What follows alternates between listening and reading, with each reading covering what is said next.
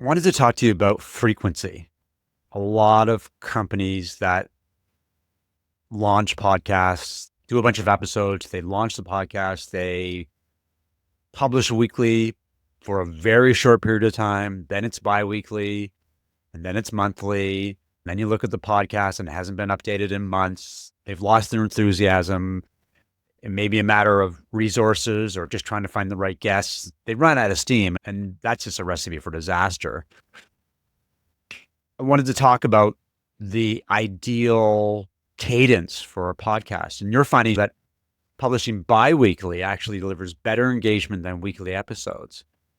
It's a classic less is more approach to marketing. Why do you think that less frequent publishing wins? And then how should teams balance quality versus consistency? Ideal cadence is the one that companies can maintain. This is the most important thing. If you could maintain the cadence, this is the right cadence. This is a really good way to think about that.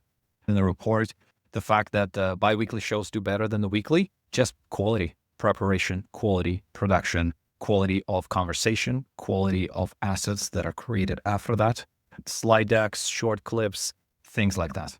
It's done better because there are more resources that have been spent. The reasons that companies are abandoning their shows is because they have not been clear on, or they didn't quite understand the process.